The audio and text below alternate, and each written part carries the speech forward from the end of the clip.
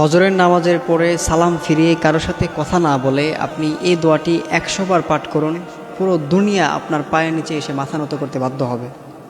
মনে রাখবেন, ফজরের নামাজটা শেষ করে এরপর আপনি কারোর সাথে আর কথা বলবেন না। সালামটা ফিরিয়েই কারোর সাথে আপনি কথা না বলে এই দোয়াটা আগে 100 বার পাঠ করবেন। এই দোয়াটা যদি আপনি 100 বার পাঠ করতে পারেন, পুরো দুনিয়া আপনার পায়ের নিচে এসে মাথা নত করতে বাধ্য হবে।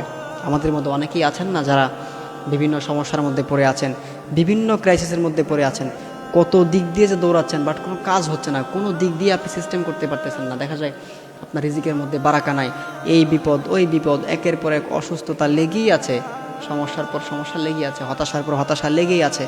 এই সন্তান কথা শোনে না, আবার এই স্ত্রী কথা শোনে না, আবার স্ত্রী কথা শুনলে সন্তান শোনে না, আবার সন্তান শুনলে স্ত্রী শোনে না।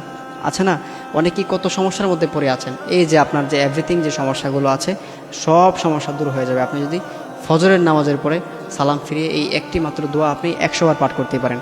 সেই দোয়াটি হচ্ছে সুবহানাল্লাহি ওয়া বিহামদিহি সুবহানাল্লাহিল আযীম, সুবহানাল্লাহি ওয়া বিহামদিহি সুবহানাল্লাহিল আযীম। আপনি এই দোয়াটা 100 বার পাঠ করবেন। ফজরের যে ফরজ নামাজটা পড়ি, এই ফরজ নামাজটা শেষ করে আপনি যখন সালাম ফিরাবেন, সালাম ফিরানোর পরপরই আপনি আগে হাতে গুনে গুনে এই দোয়াটা 100 বার পাঠ করে নেবেন। এই দোয়াটা 100 বার যদি আপনি পাঠ করতে পারেন, এটা যদি আপনি কন্টিনিউ করতে পারেন, ইনশাআল্লাহ তাআলা আমি আপনাকে চ্যালেঞ্জ করে বলতে পারি, পুরো পৃথিবী আপনার পায়ের নিচে এসে মাথা নত করতে বাধ্য হবে। দেখবেন যে এরপর থেকে আপনি আর কোনো বিপদে পড়বেন না।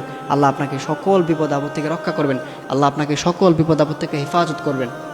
দেখবেন যে আপনার যে আগে ক্রাইসিসগুলো ছিল, আপনি দেখা যায় আপনার রিজিকের মধ্যে কোনো বারাকা ছিল না, আপনার অনেক টাকা ইনকাম করতেন বাট কোনো বারাকা হতো না, দেখবেন যে এই সমস্যাটা দূর হয়ে গেছে। আবার আপনার স্ত্রী আপনার কথা শুনতো না, দেখবেন যে আস্তে আস্তে আপনার স্ত্রী আপনার কথা শুনতেছে, সব কিছু ঠিক হয়ে যাচ্ছে।